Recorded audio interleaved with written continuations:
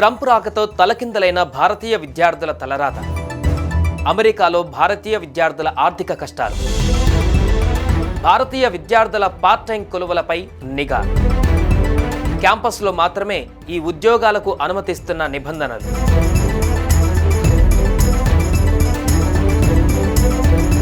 Campus బయట part time ఉద్యోగాలు చేస్తూ చదువుకుంటున్న విద్యార్థులపైన America immigration and customs enforcement ICE అధికారులు నిఘా పెట్టారు. ఎప్పుడు సోదాలు చేస్తారో తెలియదు. పట్టుబడ్డారో బేడీలు వేసి మరీ స్వదేశానికి పంపించేస్తారు. అందుకే కొన్ని నెలల వరకు ఉద్యోగం మానేస్తున్నాను, ఇక నుంచి మీరే నెలవారీ ఖర్చులకు డబ్బులు పంపించాలని టెక్సాస్లో ఎంఎస్ చదువుతున్న కుకట్పల్లికి చెందిన ఓ విద్యార్థి తన తండ్రికి చెప్పి ఆందోళన చెందుతున్నారు.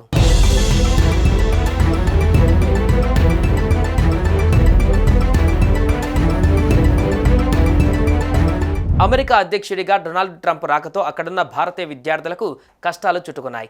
ఒకవైపు రూపాయితో పోలిస్తే అమెరికా డాలర్ విలువ రోజురోజుకు పెరిగిపోతుంది. మరోవైపు చదువుకుంటున్న క్యాంపస్ బయట పార్ట్ టైం కొలువులు చేసుకోలేని పరిస్థితి తలెత్తడంతో విద్యార్థులు వారి తల్లిదండ్రులలో ఆందోళన పరిస్థితి నెలకొంది. మరోవైపు చదువుకుంటున్న క్యాంపస్ బయట పార్ట్ టైం కొలువులు చేసుకోలేని పరిస్థితి తలెత్తడంతో విద్యార్థులు వారి తల్లిదండ్రుల్లో ఆందోళన పరిస్థితి నెలకొంది.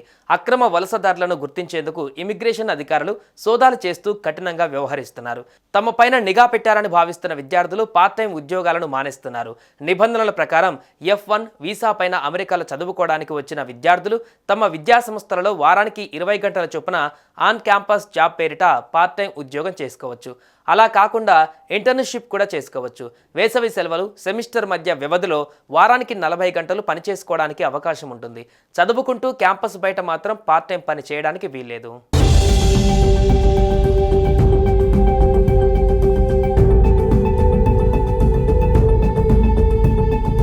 అయితే అందరికీ క్యాంపస్లో కొలువులు దొరకవు. ఈ నేపథ్యంలో చాలామంది మన విద్యార్థులు క్యాంపస్ బయట పార్ట్ టైం ఉద్యోగాలు చేస్తున్నారు. అమెరికా గడ్డపై పుట్టిన పిల్లలకు సహజ పౌరసత్వం రద్దు, భారతీయులపైన ప్రభావం ఎంత, విస్తృతంగా తనిఖీలు, సూపర్ మార్కెట్లు, పెట్రోల్ బంకులు, హోటళ్లు తదితరాల్లో పనిచేస్తారు. అయితే వీటిలో స్థానికులు పనిచేస్తే గంటకు $20 నుంచి $30 ఇవ్వాలి. అదే భారతీయ విద్యార్థులకైతే గంటకు $6 నుంచి $10 ఇచ్చినా పనిచేస్తారు. అందుకే ఆయా వ్యాపార యజమానులు మన వారికి అవకాశం ఇస్తుంటారు. ఆ మొత్తంతో విద్యార్థులు జీవన వ్యయంతో పాటు ఫీజులు కూడా చెల్లిస్తూ తల్లిదండ్రులపై ఆర్థిక భారం పడకుండా చూసుకుంటున్నారు.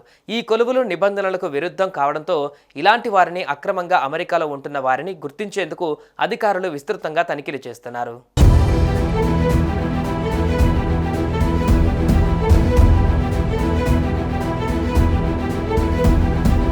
ఇలా క్యాంపస్ బయట ఉద్యోగం చేస్తూ వారికి దొరికితే వీసా రద్దు చేసి స్వదేశానికి పంపించేస్తారు. ఇదే జరిగితే మళ్ళీ జీవితంలో అమెరికా వెళ్ళలేరు. ఈ భయంతో వేలాది మంది భారతీయ విద్యార్థులు పార్ట్ టైం ఉద్యోగాలు మానేస్తున్నారు. అయితే ఈ పరిస్థితి కొన్ని నెలల్లో సర్దుకుంటుందని ఆశాభావంతో ఉన్నారు. అప్పటి వరకు నెలవారీ ఇంటి అద్దె, భోజనం తదితర ఖర్చులకు నగదు పంపాలని భారత్లో ఉన్న తల్లిదండ్రులకు ఫోన్ చేసి కోరుతున్నారు. ప్రాంతాలను బట్టి నెలవారీ ఖర్చు 50,000 నుంచి 80,000 వరకు ఉంటుందంటున్నారు. అమెరికా ప్రభుత్వం ఇటీవల విడుదల చేసిన ఓపెన్ డోర్ నివేదిక ప్రకారం 2023-24 ప్రకారం అక్కడి అంతర్జాతీయ విద్యార్థులలో భారతే ప్రథమ స్థానం. అమెరికాలో 11,26,000 మంది విదేశీ విద్యార్థులు ఉండగా అందులో భారతీయ విద్యార్థులు 3.30 లక్షల మంది ఉన్నారు. అంటే ప్రతి 100 మంది అంతర్జాతీయ విద్యార్థులలో దాదాపు 30 మంది భారతీయులే. వారిలో తెలుగు రాష్ట్రాల వారే 56% మంది ఉన్నారు.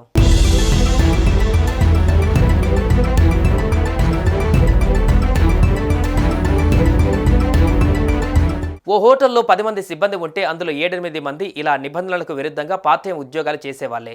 ఇప్పుడు ఒకేసారి వారందరూ మానేస్తే వ్యాపారాలు దెబ్బతింటాయి, వ్యయం పెరుగుతోంది. దీనిపైన నిర్వాహకులు ప్రభుత్వాన్ని ప్రశ్నిస్తారు. ఒకవేళ రెస్టారెంట్లు, హోటళ్లు మూసివేస్తే స్థానికులకు ఇబ్బంది అవుతుంది.